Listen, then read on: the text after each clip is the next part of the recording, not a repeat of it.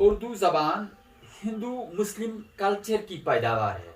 आज हमारा मौजू यही है, उर्दू ज़बान हिंदू मुस्लिम कल्चर की पैदावार है।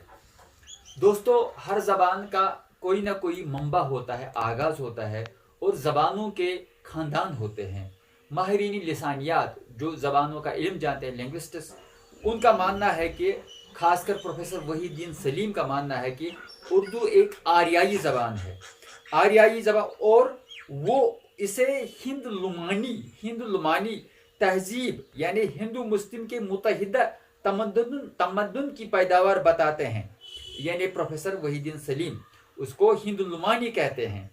और जो ज़बानों के माहिरीन होते हैं वो कहते हैं कि बहरसगीर, सब कॉन्टिनेंट, इन्हें हिंदुस्तान, पाकिस्तान, बांग्लादेश, यहाँ जितनी भी बड़ी बड़ी ज़बानें हैं या यहाँ जितनी भी ज़बानें हैं, उनको वो इस तरह, उनके ख़ानदान के बारे में वो इस तरह कहते हैं, डिवाइड करते हैं उनको ख़ानदानों में। कहते हैं ये 4 बड़े ख़ानदान है ज़बानों के हिंदुस्तान, पाकिस्तान या बहरसगीर में। एक को वो मानते हैं हिंद यूरोपी ख़ानदान, दूसरे को मानते हैं वो द्राविड़ी ख़ानदान, तीसरे को मानते हैं तिब्बत चीन, चौथे को मानते हैं ऑस्ट्रो एशियाई। उर्दू के बड़े मुहक्किक और माहिर लिसानियात गुजरे हैं जिनका नाम है प्रोफेसर ज्ञानचंद जैन।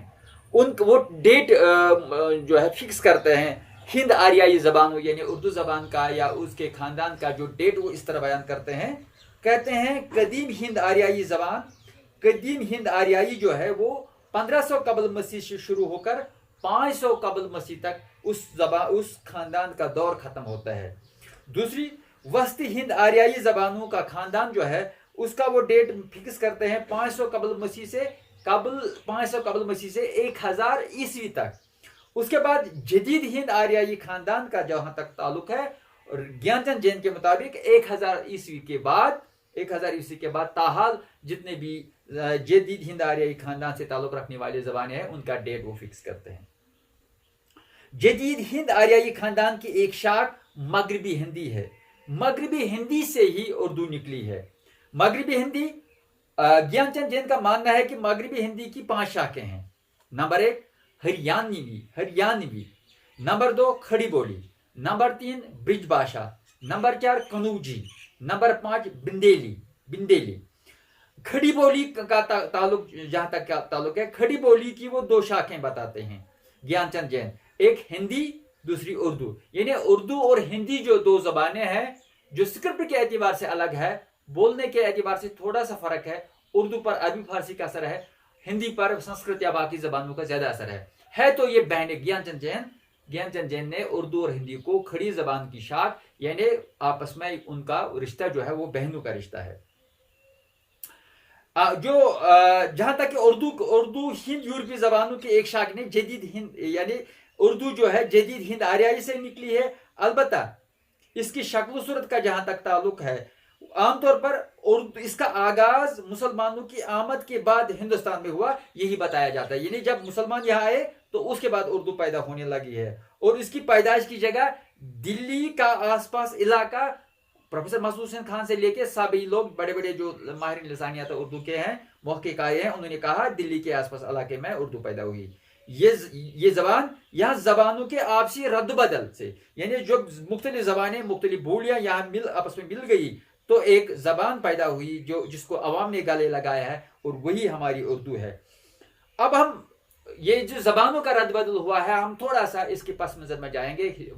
एक हिस्ट्री हमें वो ढूंढनी पड़ेगी, हिस्ट्री की तलाश हमें करनी पड़ेगी। उर्दू स्टूडेंट को मैं पहले ये अर्ज करूं, अगर आपको उर्दू पढ़ना है तो पहले हिस्ट्री आप जानिए। तो और मुसलमान कब आए? मुसलमान हिंदुस्तान में बहुत पहले, प्रॉफिट के ज़माने में ही आए मुसलमान, और पहली मस्जिद यहाँ केरला में बनी। प्रॉफिट के इंतकाल के या इस दुनिया से चले जाने से 3 साल पहले ही यहाँ केरला में मस्जिद बनी। दूसरी बात, अगर आप बिजनेस रिलेशंस देखेंगे, हिंदुस्तान की या अरब की बड़ी बड़ी तारीखें हमें बताती है प्रॉफिट से पहले हिंदुस्तान और अरब के ताल्लुकात उस्तवार थे। यहाँ से मसाले वगैरह जाते थे अरब, वहां से भी बहुत सारा सामान आता था। यानी ट्रेड जो हमारा था वो हमारा प्रॉफिट इस्लाम से पहले, प्रॉफिट से पहले, बहुत पहले से था, ये मानना पड़ेगा, ये अलग बात है। दूसरी बात यह है कि अरबों और हिंदुस्तानियों के बीच में जो ताल्लुकात, वो तो ठीक है, वो फिर उसके बाद जब वहां इन्वेजन हुआ या वहां जब इस्लाम तो अब हम बात करेंगे हिंदुस्तान और अरब के बीच में ताल्लुकात थे, उसके बाद क्या हुआ, पहले कारोबारी थे, उसके बाद मजहबी हुए, मजहबी के बाद यहाँ पॉलिटिकल वो एक्टिविटीज वहाँ की हुई। मोहम्मद बिन कासिम 711 ईस्वी में सिंध आए और सिंध पर उन्होंने हमला किया।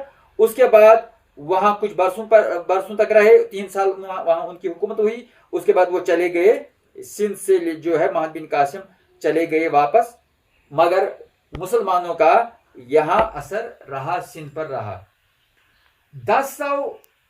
1001 ईस्वी में मोहम्मद गजनवी, एक तुर्क बादशाह इन्वेटर आए, उन्होंने हिंदुस्तान पर हमला किया और महाराजा जयपाल को पिशावर में शिकस्त दे दी उन्होंने।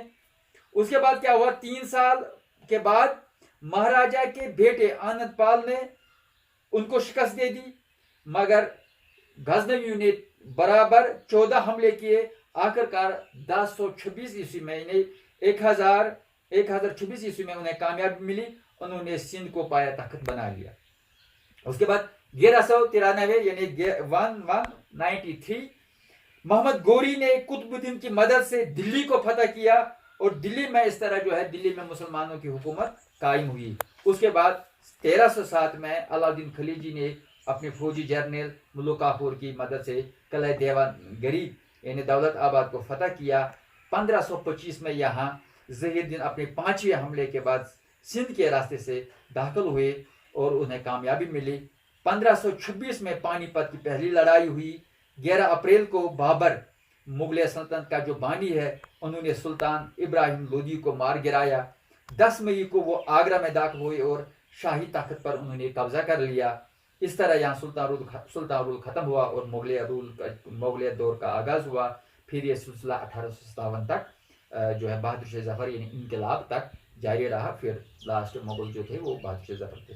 तो हम बात करेंगे मुसलमान और हिंदुस्तानियों में ताल्लुकात कैसे बनी और उर्दू ज़बान कैसे पैदा हुई। बीच में ये हिस्ट्री के कुछ पॉइंट्स ये ज़रूरी है। मुसलमानों के आते ही सरकारी, गैर सरकारी, तिजारती, मजहबी, तहजीबी सतह पर हिंदुस्तानियों और अरबों के ताल्लुकात और ज्यादा बढ़ने लगे। ये बात माननी पड़ेगी, क्योंकि उन मुसलमानों के साथ अरब के अलावा मुख्तलिफ लोग थे, आपस में मिलते गए, हिंदुस्तानियों के साथ मिलते गए, क्योंकि उनका नेक मकसद था। और यहाँ एक नया कल्चर वजूद आया और उसी कल्चर की पैदावार हमारी उर्दू जबान मानी जाती है। इसके अलावा एक किताब है हिंदुस्तान में इशात इस्लाम, सफ़ा 12 पर सलमान मंसूरपुरी, काजी मोहम्मद सलमान मंसूरपुरी ने लिखा है, जो रिलेशन मुसलमानों ने अज़दवाजी रिलेशन जो हिंदुस्तानियों के साथ बनाए हैं, इस वजह से भी एक कल्चरल जो है एक मिक्सचर हुआ और उस मिक्सचर से जो है नया कल्चर, नई जबान पैदा हुई। अब ये जबान कैसी पैदा हुई, ये कल्चर क्या है, तो इसके बारे में कुछ बातें मैं यहाँ अर्ज करना चाहता हूँ। इस नई समाजी या अज़दवाजी जिंदगी से न सिर्फ मुख्तलिफ मज़ाहिब पर असर पड़ा, बल्कि इसे यहाँ पूरे समाज, कल्चर और जबानों का भी अमल शुरू हुआ। मुसलमान जब भारत में हुकूमत या दीगर अगराज लेकर आए, उस वक्त यहाँ मुख्तलिफ प्राकृतों का बोलबाला था। मुसलमानों की सरकारी और दरबारी जबान इब्तिदा में फारसी रही, हालांकि वो अरबी और तुर्की के अलावा और भी बहुत सारी जबानें बोलते थे। मुसलमान इस मुल्क में नव आबादियात कायम करने के लिए नहीं, बल्कि इसे वो अपना वतन बनाना चाहते थे और उन्होंने वतन बनाया और उन्होंने इस मुल्क को, पूरे बरसगीर को सजाया, संवारा। हर मामले में, आर्किटेक्चर के मामले में, कल्चर के मामले में, इकोनॉमी के मामले में, एग्रीकल्चर के मामले में, जो भी फील्ड आप देखेंगे, मुसलमानों ने इस बरसगीर को सजाया है, संवारा है। इसलिए उनके लिए जरूरी था कि वो मुकामी जबानों और कल्चर को समझे, और उन्होंने ये किया, मुकामी कल्चर को उन्होंने फरोग दिया। इंतजामी रोजमर्रा के अमूर के लिए कोई ऐसी जबान का होना बहुत जरूरी था जिससे वो मुकामी बाशिंदों से रिश्ता और रवाबित कायम कर सके। यानी उन्होंने अपनी जबानों को भूल लिया, उन्होंने इग्नोर किया अपनी जबानों को, यहाँ के लोकल लैंग्वेजेस को, लोकल डायलेक्ट्स को इतना उबारा कि यहाँ उर्दू जबान पैदा हुई, एक सुनहरा कल्चर पैदा हुआ। बेशक मुसलमानों ने यहाँ की जबान और बोलियों की खूब हौसला अफजाई की, जिससे हिंदुस्तानी अवाम की लिसानी खुद मुख्तारी बाज़ाब्ता कायम रही। यानी यहाँ की जो आइडेंटिटी उसको उन्होंने कोई जख्म नहीं पहुंचाया। इन्हीं मुकामी बोलियों, जबानों, फारसी का कर रहे हैं कि हिंदुस्तान मुसलमानों की आमद के बाद यहाँ की लिसानी खुद मुख्तारी बाज़ाब्ता कायम रही। यहाँ की मुकामी बोलियों जबानों फारसी, अरबी और तुर्की के तालमेल से एक नई जबान पैदा हुई और यहाँ का अवाम इस नई नवेली जबान को बहुत जल्द अपनाने लगा। इस नई जबान की पैदाइश और तरक्की का अमल किसी सियासी जबर का कतई तौर पर नतीजा नहीं था, अलबत्ता मुख्तलिफ सियासी इकाइयों की जहनी हम आहंगी और कल्चरल लेन देन से ये जबान पैदा हुई, जिसे आज हम उर्दू जबान कहते हैं।